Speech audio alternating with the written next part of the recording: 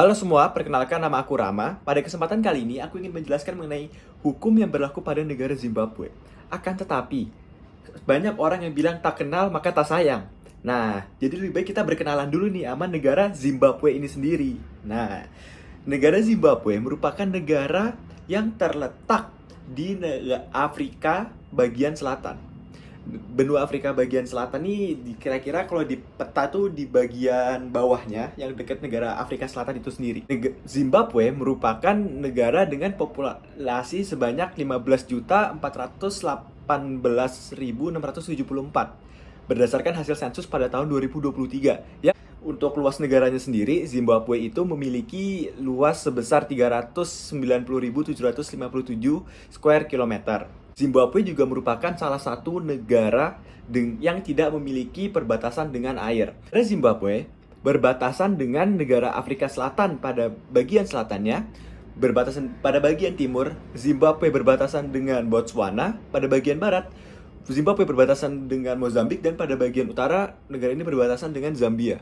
Bahasa yang digunakan oleh masyarakat Zimbabwe ini sendiri adalah bahasa Sona, dan ada bahasa Ndebele, tergantung oleh bagaimana etnis masyarakat itu tersendiri.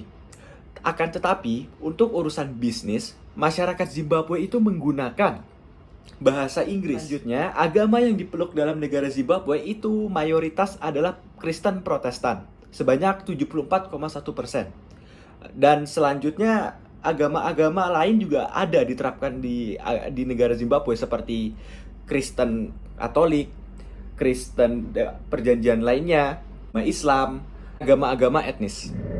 Oke, sebelum kita membahas mengenai sistem hukum dari negara Zimbabwe ini sendiri, ada lebih baiknya ini jika kita mengerti sejarah dari negara Zimbabwe sehingga kita dapat mengkontekstualisasi semua hal yang terjadi pada saat ini dan bagaimana hubungannya dengan masa lalu dari negara Zimbabwe ini sendiri.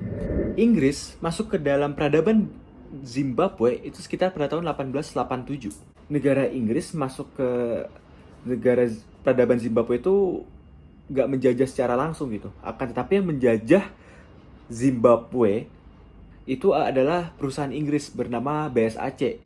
Nah, si BSAC atau British South African Company ini merupakan perusahaan Inggris yang diciptakan untuk mengekspansi rel kereta api di daerah negara Afrika bagian selatan, mengambil dan mendapatkan mineral-mineral serta sumber daya alam yang berada di negara Afrika bagian selatan, dan juga untuk melakukan kolonialisasi di negara Afrika bagian selatan. Zimbabwe pada masa jajahan BSAC itu nggak disebut sebagai Zimbabwe, akan tetapi disebut sebagai Rhodesia yang diambil dari nama Cecil Rhodes itu sendiri.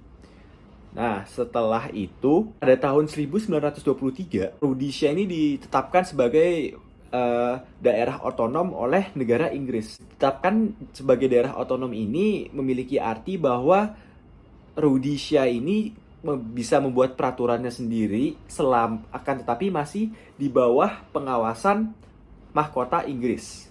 Seperti itu. Nah, pada tahun 1953, Inggris itu menyatukan koloni-koloni di Afrika bagian selatan dan menyebutnya sebagai Federation of Rhodesia. Nah, yang menjadi bagian-bagian negara dari Federation of Rhodesia itu seperti negara-negara Malawi, Zambia, dan Zimbabwe itu sendiri. Nah, akan tetapi federasi ini gak bertahan lama dan akhirnya pecah dikarenakan ada konflik antara satu dengan yang lain, dan udah pada gak mau bergabung sehingga hanya tersisa South Rhodesia. Nah, si South Rhodesia ini akhirnya menyebutkan dirinya sebagai Rhodesia, dan pada tahun 1965 Rhodesia ini menyatakan merdeka dari negara Inggris, akan tetapi mendapat banyak perlawanan dari berbagai penduduk berkulit hitam Rhodesia, dan sehingga banyak perjuangan dan perlawanan. Dan pada akhirnya negara Rhodesia ini merdeka pada tahun 1980.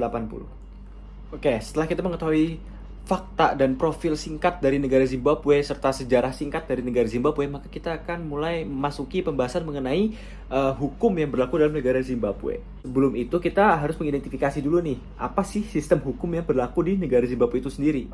Nah, Zimbabwe itu berlaku mixed legal system, di mana berlaku beberapa jenis sistem hukum dalam suatu negara. Jadi nggak berpegangan hanya dalam satu jenis sistem hukum aja gitu.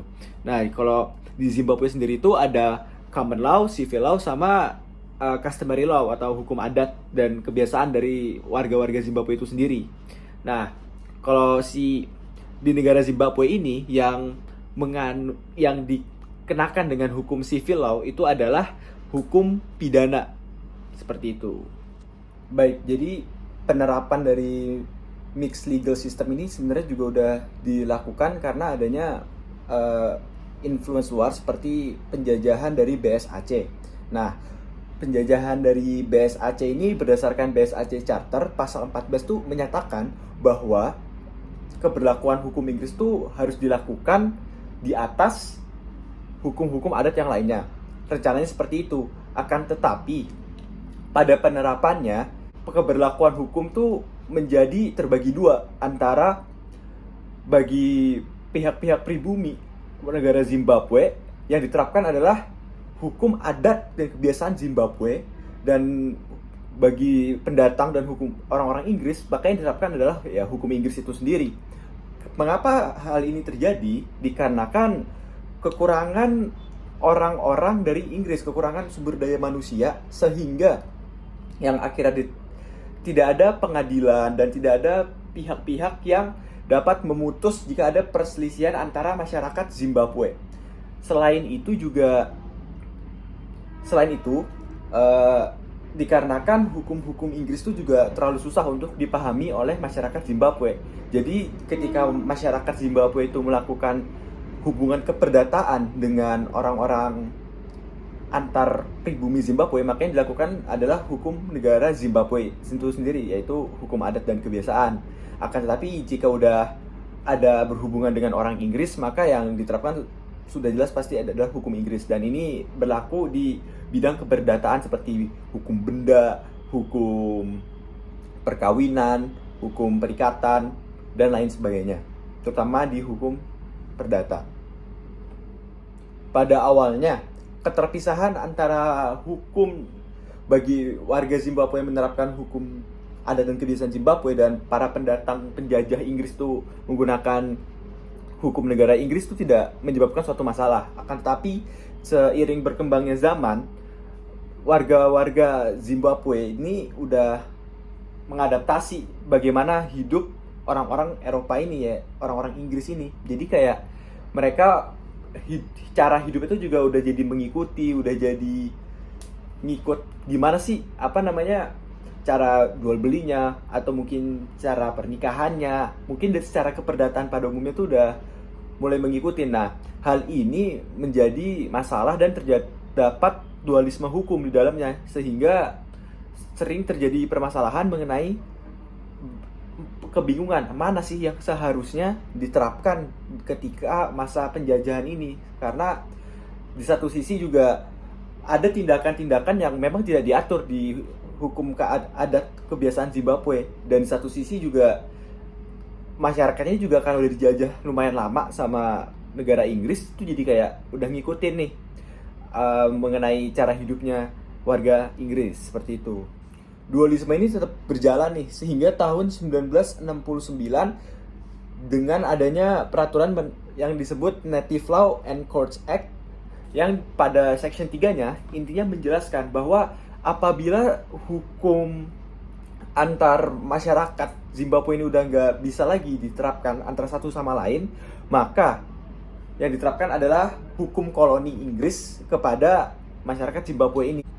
Setelah mendapat kemerdekaan, hukum yang berlaku di negara Zimbabwe itu adalah hukum common law. Itu sebagai sistem hukum yang diperlakukan di negara Zimbabwe ini sendiri. Nah, berdasarkan hal ini tuh berdasarkan Customary Law and Local Court Act, itu dijelaskan bahwa sistem hukum common law itu sebagai suatu sistem hukum utama yang diberlakukan di Zimbabwe, dan hukum adat atau hukum customary law Zimbabwe ini dapat diterapkan dengan beberapa prasyarat. Pertama, kedua orang tuh telah setuju untuk menggunakan hukum adat Zimbabwe.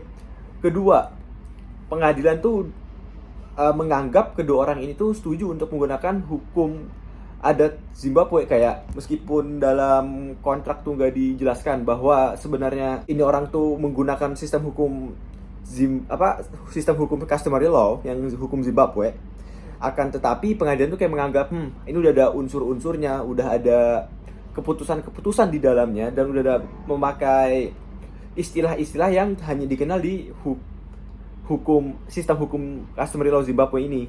Dan yang ketiga, suatu hukum Zimbabwe itu dapat digunakan apabila customary law Zimbabwe itu baru dapat digunakan apabila pengadilan tuh menyatakan kayaknya sepatutnya ini paling cocok diputusnya pakai hukum customary law Zimbabwe, seperti itu. Nah, contoh dari customary law Zimbabwe yang masih berlaku itu adalah mengenai poligami. Dalam peraturan Inggris tuh nggak ada mengenai peraturan mengenai poligami, sehingga jika terjadi poligami di negara Zimbabwe, ya maka yang digunakan adalah customary law Zimbabwe, karena budaya-budaya poligami seperti itu hanya ada di negara Zimbabwe, hanya ada dari kebiasaan-kebiasaan Zimbabwe, dan itu bukan sesuatu yang datang dari kebiasaan Inggris seperti itu. Bukti dari adanya keberlakuan sistem hukum civil law itu kan seperti dibilang tadi adalah di bidang pidana. Nah, nama peraturan pidana pada saat ini disebut sebagai Zimbabwe Criminal Codification and Act, di mana hal ini menyatakan bahwa sebenarnya peraturan pidana dalam negara Zimbabwe itu berdasarkan kodifikasi dan juga act. Jadi ada gabungan. Jadi nggak sebenarnya murni dari civil law, akan tetapi ada pengaruh civil law. Itu codification itu sendiri, dan itulah salah satu bukti adanya sistem hukum civil law di negara Zimbabwe. Baik, proses pembentukan hukum di negara Zimbabwe itu pada dasarnya adalah lembaga eksekutif itu mengajukan rancangan draft bill ke parlemen. Untuk menjadikan suatu bill ini menjadi suatu hukum, maka harus melewati pertimbangan dari parlemen ini sendiri. Nah, biasanya pemerintah dibantu menterinya itu membuat draft bill-nya ini sendiri. Nah, lalu harus ada tahapan-tahapan yang harus dilewati, seperti pengecekan proposal dari draft bill ini sendiri, dan juga adanya konsultasi dengan pihak-pihak yang berkepentingan, dalam pembentukan undang-undang. Nah, setelah itu, dalam bentuk proposal sendiri itu ada dua jenis proposal. Ada namanya green paper dan white paper. Green paper itu berisi opsi dari kebijakannya. Nah, green paper ini tuh digunakan untuk mendapatkan masukan-masukan dari masyarakat. Sedangkan white paper itu digunakan untuk memberikan penjelasan lebih komprehensif mengenai peraturan apa sih yang ingin dibuat oleh pemerintah. Eksekutif ini juga melakukan konsultasi juga nih terhadap pihak-pihak yang berkepentingan dalam proses pembentukan undang-undang. Nah, setelah melakukan prosedur-prosedur resmi untuk mengajukan ke parlemen nih, prosedur yang tadi yang membuat proposal, terus juga berkonsultasi dengan pihak-pihak yang berkepentingan. Setelah itu baru proposal dengan bentuk rancangan dari bill-nya ini sendiri, draft bill, dan memuat memorandum penjelasan dari peraturan yang ingin ditegakkan atau hukum yang ingin dilaksanakan di negara itu. Maka menteri dari presiden ini mengajukan dokumen ini ke kabinet untuk mendapatkan persetujuan memperkenalkan bill di parlemen. Nah, setelah mendapatkan persetujuan kabinet, salinan dari bill tersebut dikirimkan ke parlemen. Namun, sebelum pengajuan resmi, penasihat hukum negara harus diminta untuk mengesahkan rancangan undang-undang.